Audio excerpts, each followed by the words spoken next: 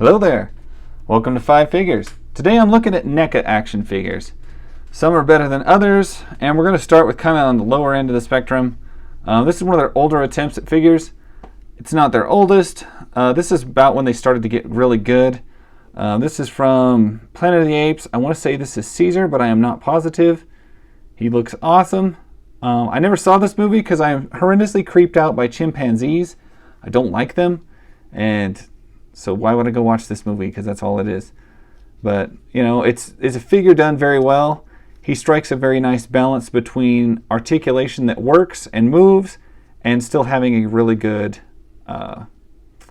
sculpt and aesthetic design to him. So even though I'm not into chimpanzees at all, I picked this guy up because the Hastings store was closing and he was like $6 or $7 or something like that. And just look at this god-awful stare he's giving you. You got to go for that. So anyway, that's him. Because I don't have a lot of room, I'm going to set him up here. And we're going to move on to... let's look at Arnold. This is probably one of my favorite NECA action figures I've gotten so far. This is the Terminator 2 Arnold. This is him all like shot to shit, but like his face looks normal. I think this one is just amazing. You get pretty good range of motion. This is when like NECA was starting to do stuff really awesome. His knees don't bend that much, but neither did Arnold's. In a movie where you're like, you know, wearing leather pants, your knees aren't going to bend that much, period. So this is probably probably more movable than Arnold was in the film. With the leather jacket and everything, I love the way he holds a shotgun well. He's got nice articulation in the arms. The jacket is soft, so it doesn't really inhibit anything. The joints at the waist are well disguised.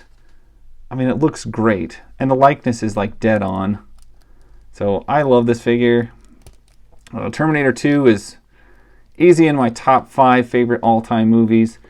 And so, you know, having a figure of this, after all those years of having shitty ones that Kenner made, very excited, very happy with him. He's been in my collection a while, but he's just one that I wanted to point out as far as great things that NECA is doing and has done. Next up, we're going to look at Jason Voorhees. This is, I think, from part 3 or possibly part 4. No, it's part 4. Or no, part 3. Because part 4, it wasn't Jason, it was some other dude. It's pretty good. It's not the best. It's not my favorite incarnation of Jason either. My favorite would be part 5 Jason is easily my favorite Jason of all the series. He's just so... I think that was the first appearance that Kane Hodder started being in the role. But it's good. It's not the best version of Jason, but it is a nice posable action figure. You only get like this much knee joints on pretty much anybody. And the shirt is like soft rubber, but there's no articulation underneath. There's no articulation underneath it. There's no like joints under there, so I don't really know why it had to be soft. But it works, and it gives them all that kind of like classic squeaky, rubbery feel when they move. And what I've noticed a lot of NECA figures tend to do. His axe is a little small, which does make me sad because it should be a little bit bigger, just a little bit. Next up, let's go with Predator, because if we go with Alien, his tail is certainly going to knock somebody over. And as much as I love this Predator, they are very fragile. I've already snapped one of the wrist spike things off. All of his hair moves. These things they're a wonder, just of what they look like and how they're sculpted. I don't remember if this mask comes off. I don't think it does on this particular one. I can't remember which one this is. I think this is, because the symbol, this is the one from Alien vs. Predator. I'm pretty sure this is the one who gives the girl her mark in the movie, which is not the same Predator, but the same mark as it is in the comic book series when they did the same thing. And I was a huge fan of that comic book, a huge fan of the novelizations of it, and I was really kind of disappointed with the movies and how they did it. There's absolutely no arguing that NECA doesn't just nail the sculpt of these things. They are very fragile, like I mentioned. He has weird joints there. Like why are they doing it that way? That just seems weird. So you get the rotation right above the kneecap, which is like single jointed. So that's weird. And there are some weird decisions in here. The fact that all this stuff just overlays a torso that doesn't move really is kind of weird. But you know what?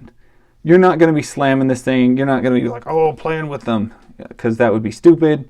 And he is every bit as much a piece of art and sculpture as he is an action figure and a toy.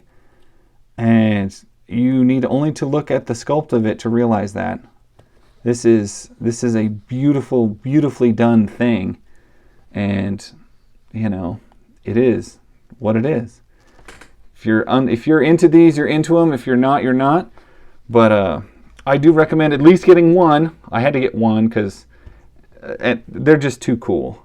And they are really freaking huge. So I recommend at least getting one in your collection. I did have more Alien figures, but I kind of just got down to just one for some reason. And this is the guy that stayed. And I'm pretty sure this is the Alien 3 dog alien. And he's, I don't know, figure-wise, my main problem with him is, like, in the movie, doesn't the Alien 3 figure, doesn't he, like, run on all fours? And this doesn't do that.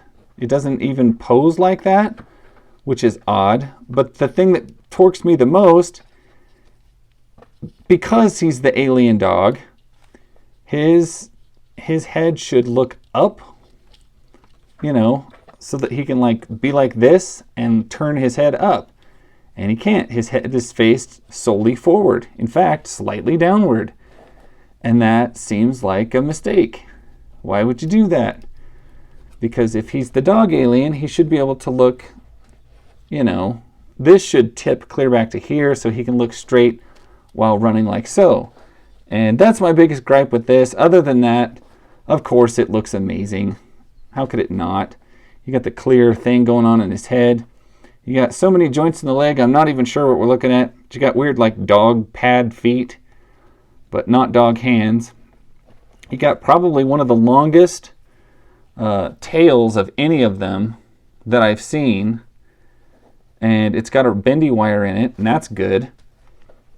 But of course it looks amazing. I'm not going to bag on it or anything like that. I just think that one point of articulation was a big miss out for me and should have been caught by somebody. And somebody should have gone, well, if he's a dog, he should be able to turn his head, you know, differently than that. Anyway, that is my take on these. I think they're a beautiful set of figures. Gotta love them. NECA does amazing work, even if they don't make their alien head look right. And that's pretty much all I got. If I can get him to stand in there. Stupid little monkey. All right, well, there you go. Hope you like it. Catch you guys later. Bye.